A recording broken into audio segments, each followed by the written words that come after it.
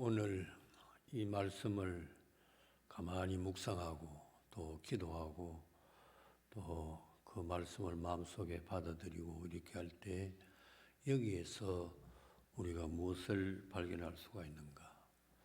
세계 선교의 방법과 기초가 여기에 있다 하는 것을 알 수가 있어요. 그래서 오늘은 예수님께서 오셔서 제자들에게 하시는 말씀이 무엇인가 세 가지로 말씀을 드립니다. 첫째로 오늘 19절 말씀에 보면 예수님께서 제자들에게 인사를 하셨습니다.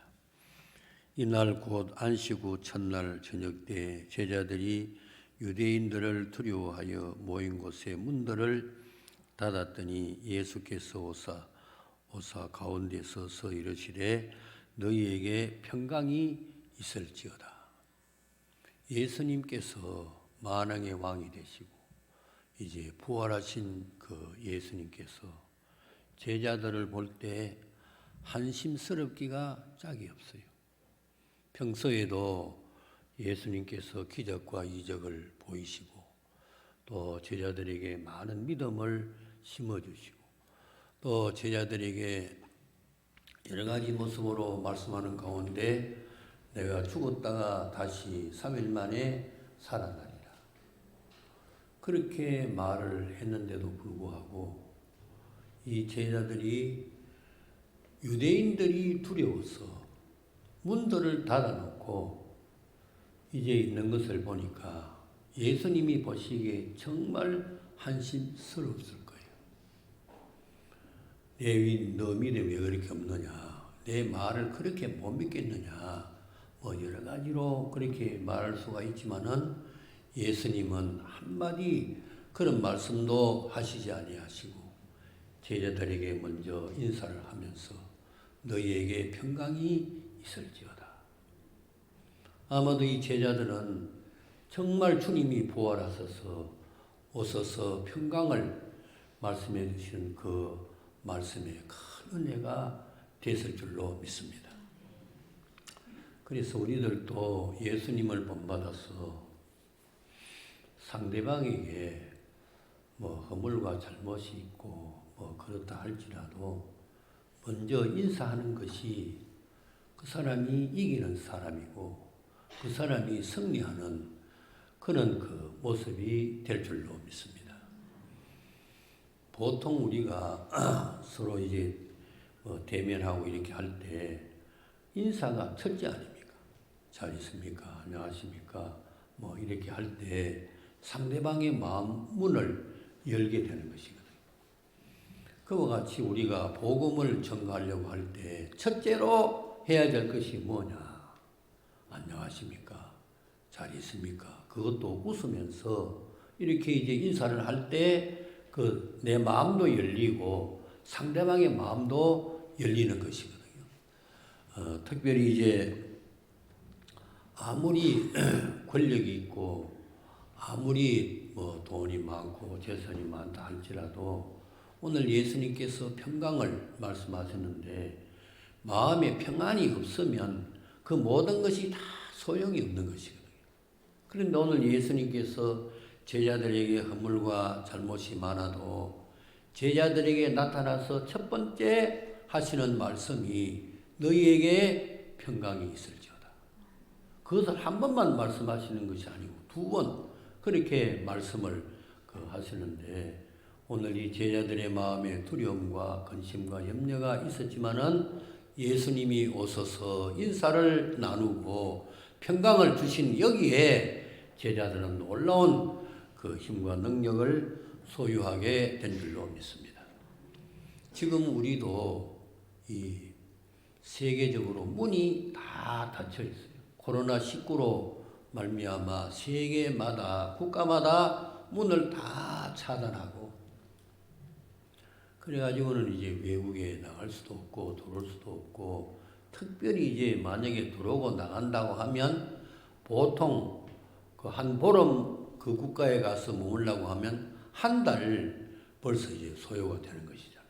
그러니까 뭐 그 외국에 나가는 사람도 없고 이렇게 코로나19로 문들이 다 닫혀 있고 또 사회적으로 거리를 두기 시작해가지고 사람들끼리라도 이렇게 친밀감이 벌써 무너진 지가 오래됐어요.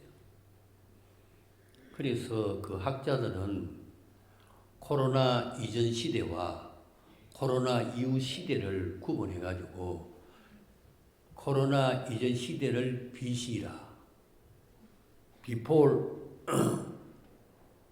코로나, 그렇게. 코로나 전 시대는 굉장히 좋은 시대예요. 그러나 지금 이제 코로나가 이제 온 이후에 AC라, AD가 아니고 AC라, 그래가지고 after 코로나 이후 시대는 모두가 다 두려워하고 있어요. 전 세계적으로 모든 사람들이. 이때 해결은 예수님밖에 없습니다. 예수님이 오셔서 너희에게 평강이 있을지어다. 여기에 우리는 담대함을 가질 수 있게 될 줄로 믿습니다. 세계가 다 문을 닫아요. 그리고 사회적인 거리를 두고는 우리끼리라도 다 이렇게 두려워하고 혹시 병 걸릴까봐 이렇게 여러 가지로 근심하고 염려하고 이럴 때 살아가고 있거든요. 또 가정에 한 식구라도 코로나가 오기 전에는 물리 이쪽 때도 저쪽 다 같이 이렇게 먹고 하지만은 지금은 내외간이라도 내가 이쪽으로 먹으면 자기는 저쪽으로 먹거든. 수건도 같이 안 쓰고 숟가락도 애들 먹는 거 부모가 먹고 이렇게 했는데 그것이 아주 행복한 시대인데 코로나 이전 시대. 지금 이후 시대는 말입니다. 얼마나 서로 격려하고 얼마나 서로 그렇게 하는지 정말 예수님의 제자들이 문을 닫아놓고 두려워하고 떠는 것과 같은 이런 세상에 저희들이 살아가고 있어요. 그럴 때 주님이 오셔서 저희들에게 책망이나 꾸지람도 하지 아니하시고 견책이나 이런 것도 하지 아니하시고 너희에게 평강이 있을지어다. 두려움이 있는 곳에 주님이 오시면 문제가 다 해결될 줄로 믿습니다. 가정마다 사회마다 지역마다 주님이 역사하시면 이 코로나도 물러가고 코로나 이전 시대와 같이 행복하고 서로 교통하는 그런 시대가 될 줄로 믿습니다. 그리고 이제 또 교회 안에도 가정에도 그렇지만은 교회 안에도 보면 끼리끼리 이렇게 또 하기도 하고 그런 것이 나도 목회할 때 보니까 얼마나 많고 옆자리에 앉아 있어도 옳게 인사도 안 하고 그렇게 하는 일들이 종종 있잖아요. 지금 코로나 시대가 와서 그런 것이 더 많아졌어요. 그럴 때 주의 복음을 전가하고자 하는 마음이 큰 사람들은 어떻게 해야 되는가? 먼저 인사를 해야 되는 겁니다. 그 인사도 웃으면서 미소를 지으면서 마스크를 써 있으니까 마스크를 끼고 있으니까 잘 모르겠지만 눈웃음이 얼마나 또 좋은지 몰라요. 웃으면서 안녕하십니까? 잘 지냅니까? 그러면서 이제 전도지 한 장이라도 이렇게 전할 때 하나님의 성령이 역사하셔서 놀라운 역사가 일어나게 될 줄로 믿습니다. 오늘 우리 서로 인사합시다. 옆에 있는 사람하고 안녕하십니까? 잘 지냅니까? 건강하십시오. 평강하십시오. 그래서 세계 복음화를 꿈꾸고 큰 마음을 가지고 한 사람이라도 전도하고자 하는 사람들은 인사하는 법을 우리가 배워야 돼요. 겸손하게 교만을 다 내리고 상대방이 어떻든 저든지 간에 그 상관할 거 없어요. 그 사람을 전도하게 하려고 하면 내가 먼저 굽히 들어가고 내가 먼저 인사하고 내가 먼저 웃고 이렇게 인사하는 이것이 얼마나 이 소통이 잘 되는지 몰라요. 예수님의 소통을 배우라 하는 책이 있는데 거기 보게 되면 모든 성경에 보면 다 인사가 있어요. 로마서부터 시작해 다 보면 인사가 많고 거기다가 또 로마서 끝에 보면 전부 인사가 얼마나 많은지 몰라요. 인사가 말입니다. 이기는 겁니다. 인사가 최고예요. 그러나 이제 인사하지 않고 고개 돌리고 이렇게 외면하고 여기에 찬 냉기가 확 흐르거든요. 우리 기독교인들은 인사 잘하는 서문교회 교인들이 될 수 있기를 바랍니다. 미국 사람들은요, 우리하고 완전히 달라요. 미국은 국교가 기독교 아닙니까? 그래서 그런지 모르겠지만은 이런 외골목에 이렇게 갈 때에도 이 사람들 웃으면서 하이가. 근데 우리 한국 사람들은 진짜 뻣뻣한데 경상도는 다 하다니까요. 가게 이렇게 딱 가면요, 가게 주인이 어서오세요. 지금까지 그렇게 안 해요. 옛날에는 뻣뻣하게 서가지고 저 사람이 우리 가게에 와가지고 물건을 살 건가 안 살 건가 아래로 째려보고 이렇게 하다가 그 다음에 이 손님이 물건 이렇게 만져보지도 못한다니까. 겁이 나가지고. 근데 지금은 우리나라의 기독교가 확 전파되어서 세계적으로 제일 큰 교회가 우리나라에 있지 않습니까? 우리나라가 유명합니다. 꼴짝마다 다 기도원이 있고요. 동네마다 교회가 없는 데가 없어요. 경찰서에도 다 교회가 있고요. 구청에도 다 교회가 있고, 군에도 다 교회가 있고, 우리나라 정말 유명한 곳입니다. 특별히 세계적으로 유명한 것이 뭐냐? 새벽기도가 유명합니다. 우리나라. 미국에는요, 새벽기도가 없어요. 아예. 8시나 돼가 이제 장로님, 목사님들이 모여가지고 중요한 회의할 때 밥 안 먹고 그렇게 모이고 이렇게 하는 것이 뿐이지, 새벽기도, 철야기도, 금식기도 우리나라 진짜 유명합니다. 우리나라가 옛날에 비하면 완전히 달라졌어요.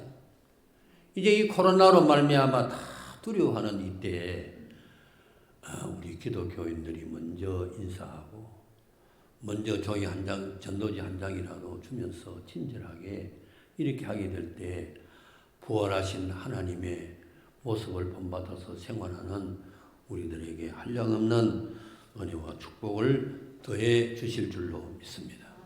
한 번 더 인사합시다. 우리 인사하십니까? 옆 사람하고 인사해요. 여기서만 인사할 게 아니고 나가서도 이제는 누구 보든지 간에 붙잡고 인사를 해야 돼. 그래야지 전도지, 서문교회 전도지 이렇게 주면 아이고 진짜로 감사하다. 제가 이제 개척할 때 산에서 오래 기도하고 내려와가지고 집행이를 짓고 동네, 서울 신림동 그 동네에 집집마다 전도지를 뿌렸거든요. 새벽기도 끝나고. 그럼 전도지를 넣고는 예수님 이 가정을 구원해 주시옵소서. 새벽이니까 만날 수도 없고 그렇게 했는데 그때 이제 교회당을 지어놓고 빚도 있고 이렇게 하는데 공장하는 그 회사 사장이 우리 교회를 방문했어요. 어정부 사는 사람인데 와가지고 목사님 전도지 받습니다. 목사님 필요한 게 뭡니까? 근데 이 양반이 무슨 소리 뚱딴 데도 소리하니 보니까 목사님 나도 권사예요 그래. 여기 와서 이제 교회를 못 정하고 그렇게 했는데 여기 와서 등록을 하겠습니다. 그러면서 날 보고 이제 가장 필요한 것이 뭐냐 그래요. 그때 이제 땅을 저당해 놓고 은행에 돈을 받았는데 그걸 못 갚고 하니까 은행에서 자꾸 독촉하고 거기 고생한다고. 목사님 걱정하지 마시. 그러더니 금방 그 은행 빚을 다 갚아주더라. 전도지 한 장이 아무것도 아닌 거지요. 거기에 예수님의 말씀이 거기에 실려 있고 거기에 주의 성령이 역사하면 능력이 나타나게 마련이에요. 나는 요 장례실에 가보니까요. 1 플러스 1 1000이나 해놨다고. 저게 무슨 말인가 묵상하면 이래 생각하니까 여러 교인들이 1년에 한 사람 전도하면 전체 교인이 1000명이 된다. 그런 뜻입니까, 오장로님? 뭐 그래서 나는 1 플러스 1000 그렇게 해놨더라고요.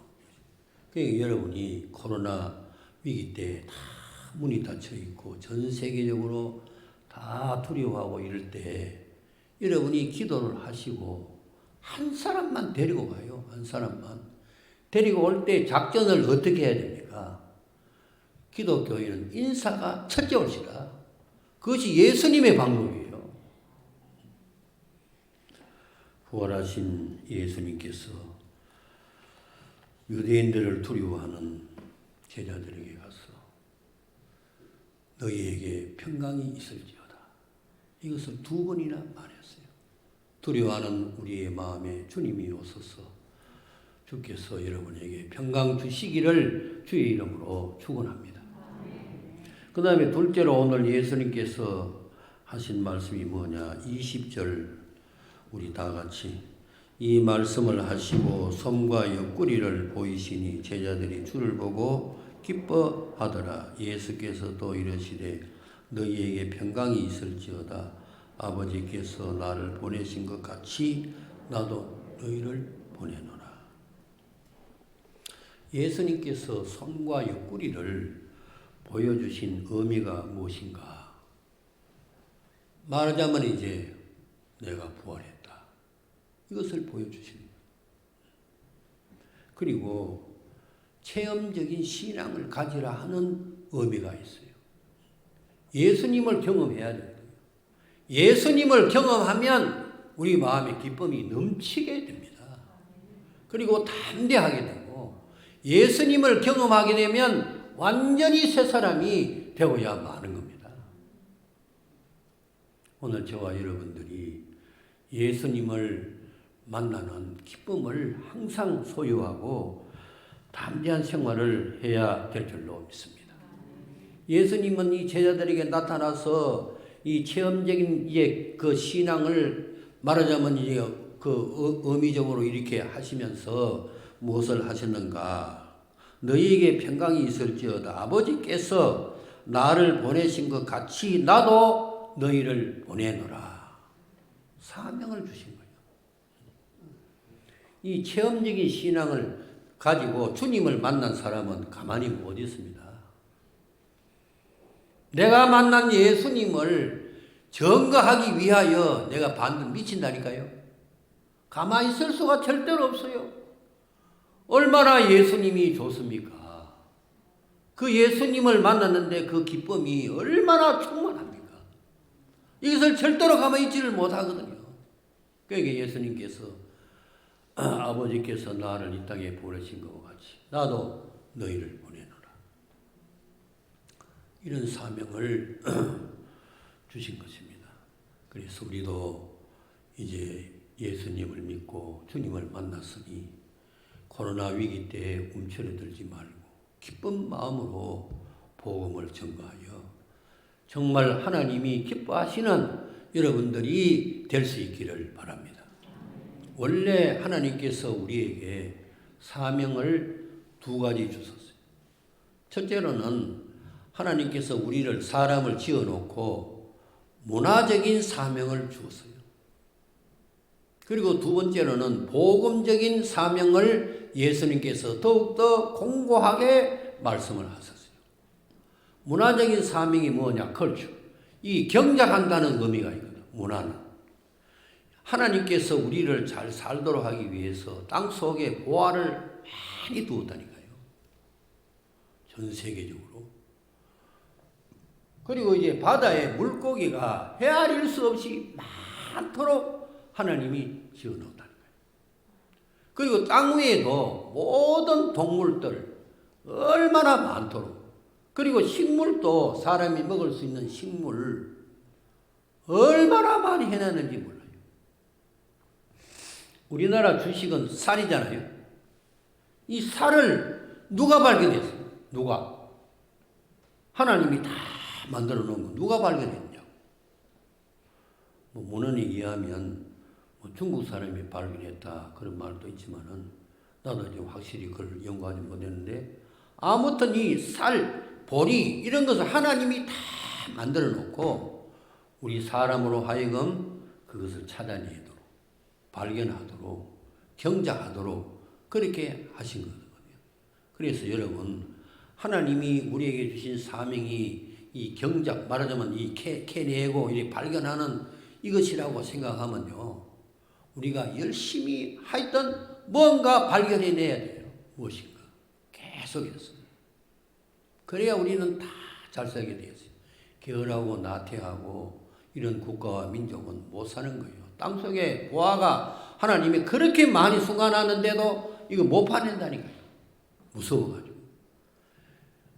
옛날에 저도 그 시골에서 자랐기 때문에 아주 첩첩산중에 가면 무시무시하고 거기에 성황당 거기에다가 돌 던지고 거기다 아주 그 사람들이 두려워해가지고는 그렇게 그걸 못한다니까요.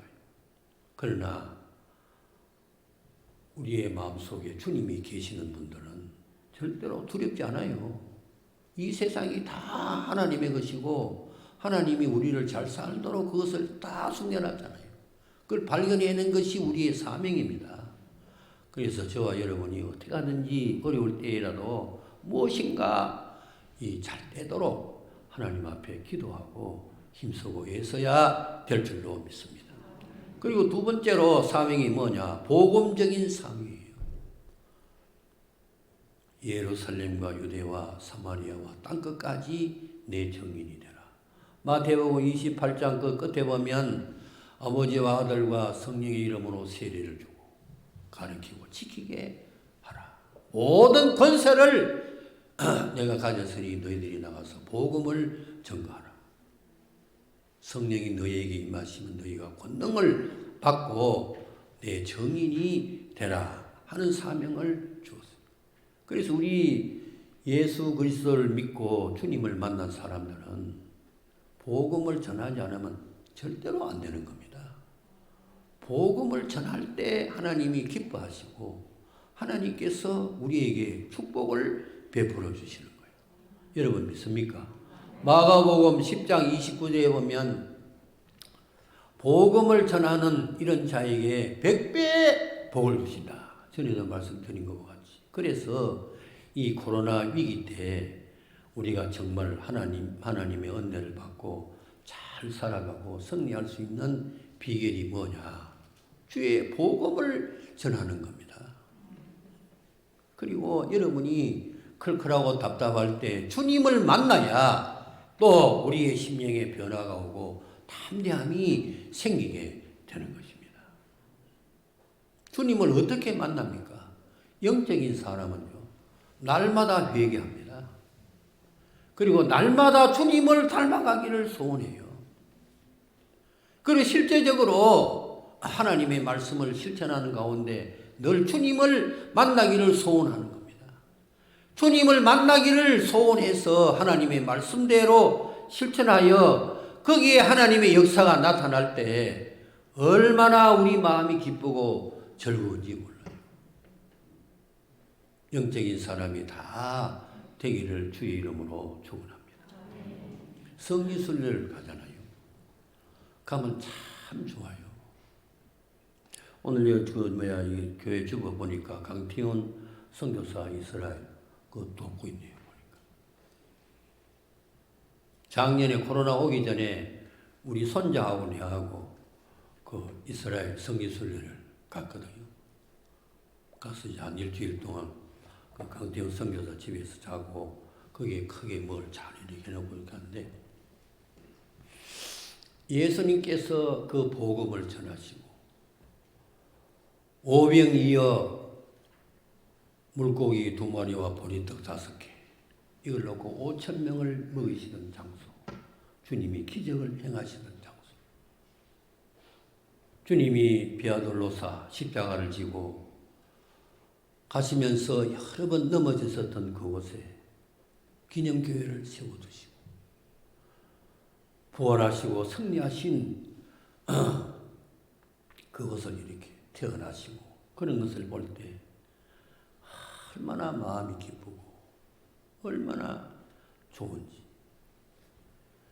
빌라도 법정에서 아무 죄가 없으시면서 예수님께서 죄인으로 그렇게 낙인을 찍으실 때 날 위하여 십자가를 지시고 내가 지은 죄 때문에 죄인으로 인정을 받으시고 주달려 죽은 십자가 그 찬송을 부를 때 눈물이 어떻게 나는지. 여러분, 아무리 위기가 다가오고 고난이 다가온다 할지라도 주님을 만나면 다 해결이 됩니다. 오늘 예수님이 오셔서 옆구리를 들쳐 보이고 손을 보일 때 제자들이 기뻐했다. 어려울 때 여러분 이 IQ, 이 재능도 중요하지만은요, 감정이 더 중요합니다. 감정. 그래서 잠언에 보게 되면요,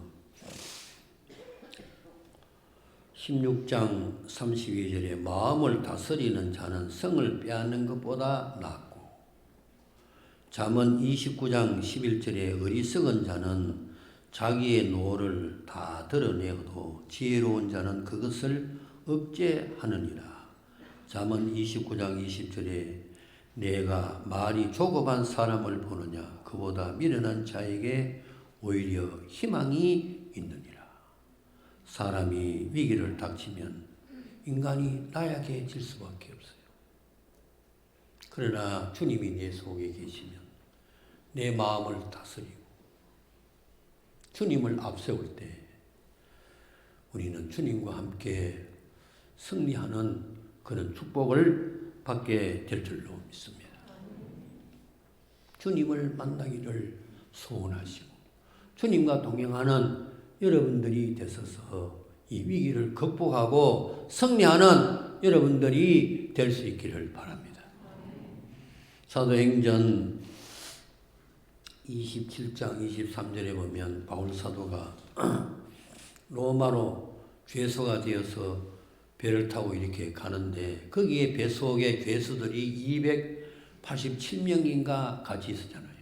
그런데 가다가 이 태풍이 불어가지고는 막 배가 완전히 파손될 지경에 있으니까 배 안에 있는 곡식을 다 던져버리고 다 죽게 된 거예요. 죽을 지경이요. 그럴 때 어떻게 했는가? 바울 사도가 기도를 했겠지요. 밤에 예수님의 천사가 나타났어요. 바울아, 두려워하지 마라. 여러분, 주님이 최고입니다. 모든 두려움에서 이길 수 있는 방법은 주님이 해결해 주시는 거고, 주님을 만날 때 우리는 담대함을 가질 수가 있는 겁니다. 너와 같이 있는 사람들 하나라도 말하자면 죽지 않는다. 그래서 이 바울 사도가 당장 일어서가지고 그 287명에게 전부 다 안심을 주잖아요. 걱정하지 마라. 하나도 생명을 잃지 않는다. 코로나 위기 때 우리는 주님을 만나고 담대하게 주의 복음을 증거해서 정말 하나님 앞에 많은 은혜와 축복을 받는 여러분들이 되시기를 바랍니다. 한 사람만 전도해요. 한 사람만. 금년에 코로나 때문에 다 두려워하고 다 피하고 이렇게 해도 먼저 인사를 안녕하십니까 웃으면서 인사하는 것이 얼마나 상대방을 기분을 좋게 한 줄 압니까? 굉장히 기분 좋게 합니다.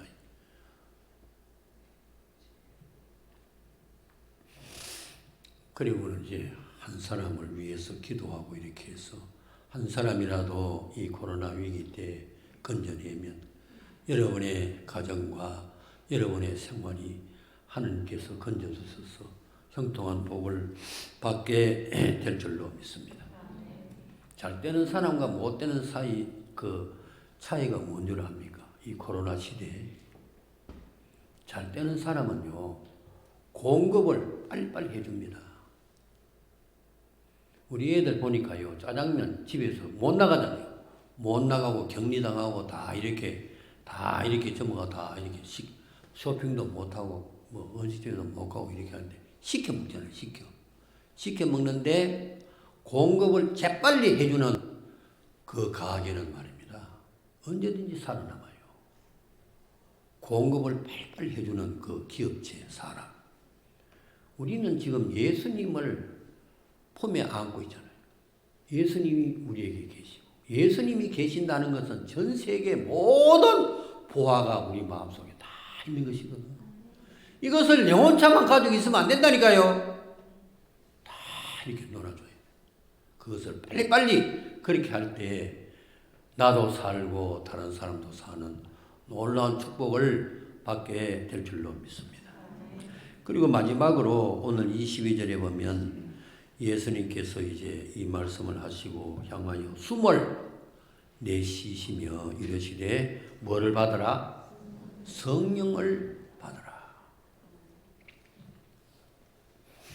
창세기 2장 7절에 보면 사람을 하나님이 만들어 놓으시고 생기를 불어넣었다. 예수님께서 숨을 내쉬면서 성령을 받으라 하는 것이 뭐냐? 생기가 넘치도록, 능력이 임하도록. 성령을 불어넣어야 하나님의 은혜가 임하게 되는 것이고, 성령을 불어넣어야 성령의 은사가 임하게 되는 거지. 침체되어 있던 그 제자들에게 인사를 하고, 그리고 보여주시고, 이제는 마지막 성령을 받으라. 제자들이 큰 힘과 능력을 소유하게 된 줄로 믿습니다. 메마른 가슴에 성령을 받아야 돼요. 성령을 충만하게 받아야 됩니다. 여러분 이미 다 성령을 받았습니다. 성령을 받지 않으면 이 자리에 올 수도 없다니까요. 믿어지지도 않고 이미 성령을 다 받았는데 조금 이제 환난과 어려움과 시련과 고난을 당하면 조금 이렇게 침체되기가 쉬워요. 그럴 때 우리의 영혼이 메마르고 갈급하고 이래가지고는 안 되거든요.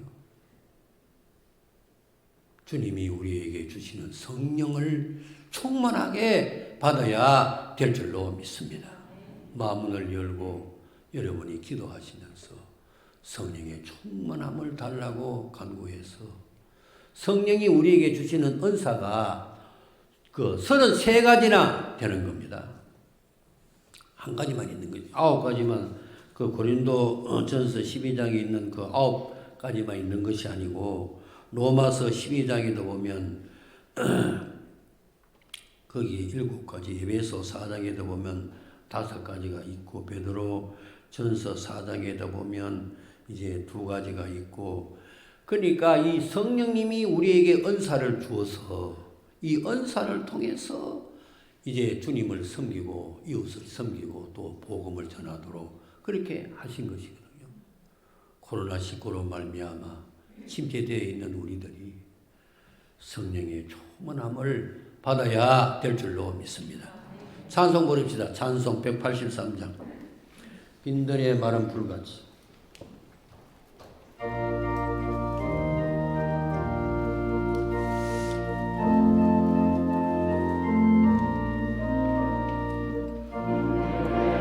푸른 불같이 그런 나의 영혼 주여 주님이 약속한 성령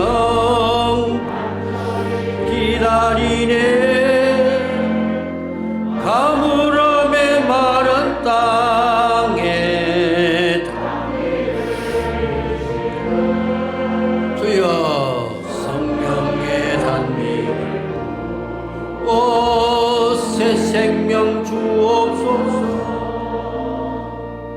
반가운 빗소리 들려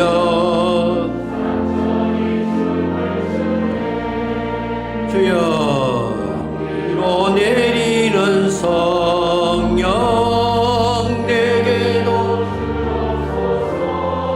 아멘. 가물음에 마른 땅에 단비를 내리 주여 마음을 열어요.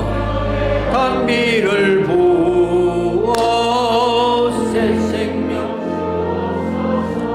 아멘. 절 따라 우러를 내려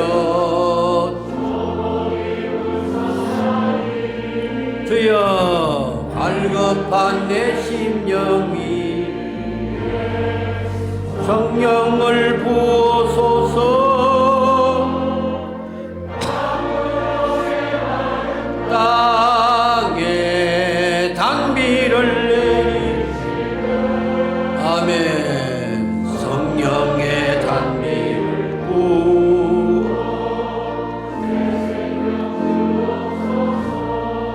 마음을 열어요. 마음을.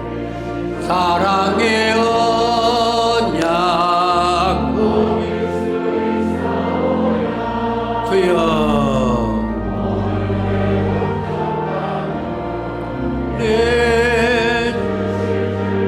씁니다. 가물음의 마른 땅에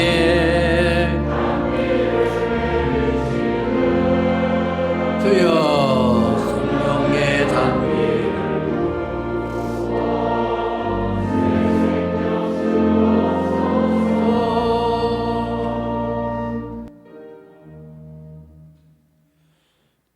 역대상 16장 11절에 보면 여호와와 그 능력을 구할지어다. 그 얼굴을 항상 구할지어다. 시편 105편 4절에도 똑같이 말씀을 하셨어요. 여러분, 영적인 사람이 되기를 소망하고 날마다 회개하며 주님을 본받아 생활하기로 다짐하고 여러분이 기도에 힘을 쓰면 다른 사람이 받지 못하는 성령의 은사가 우리에게 임하게 될 줄로 믿습니다. 제가 목회할 때 보니까요, 몸이 뚱뚱하고 한 끼도 금식 못해요. 그런 사람이 리비아에 대우에 무슨 과장으로 있었는데 리비아에 돈 더 벌려고 리비아에 가고 싶은데 도대체 되지를 않아요. 그래 목사님 어떻게 합니까? 기도해라 기도. 하나님이 전능하신데 기도를 안 하고 그렇게 힘만 쓰면 되느냐. 기도하라고. 그리고 어떻게? 아침 한 끼라도 금식하라. 그리고 밤에 나와서 철회해라. 밤에 나와서. 그러면 절대 할 수 없는 사람은 몸도 뚱뚱하고 굶지도 못하고 목사님 하겠습니다. 그러면서 이제 아침 한 끼 금식하고 그래 밤에 나와서 이제 기도를 간절히 하고 보통 어제 이제 비계 삼아 또 자기도 하고 또 깨면 기도하고 이렇게 하잖아요. 이 뚱뚱하니까 이 사람이 긴 의자에 눕지도 못해요. 보니까 앉아가지고 막 꿍꿍대고 이렇게 나도 같이 강대사에서 기도해 줬거든요. 얼마 후에 이 사람이 리비아에 가게 됐다니까요. 많은 봉급을 받고. 여러분 기도를 하면 하나님이 다 들어줍니다. 안 들어주시는 하나님이 아니에요. 회개하며 하나님 앞에 간절한 마음으로 기도할 때 주님 나는 이런 것이 약점입니다. 나는 이런 것이 부족합니다. 주님 성령님이 오셔서 이것을 채워주시옵소서. 그래서 내가 앞으로 남은 생에 복음을 전하며 하나님의 영광을 위해서 생활하겠습니다. 이렇게 기도하면요 반드시 하나님이 들어주십니다. 오늘부터 여러분이 마음에 작정해요. 한 끼라도 금식하고 일주일에 한 번이라도 절야하면서 주여 사명을 잘 감당하도록 은혜를 달라고 하나님 앞에 기도하면 하나님이 여러분의 기도를 들어주시고 모든 문제까지 해결해 주시는 은혜와 축복을 주실 줄로 믿습니다. 우리 두 손 들고 통성으로 한번 기도합시다.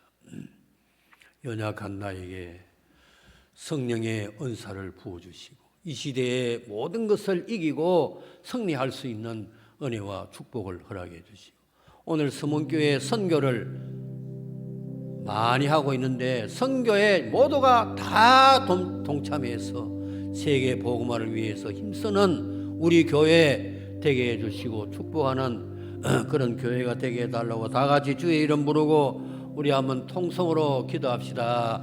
주여 자비하신 아버지 연약한 손을 아버지여 붙잡아 주시고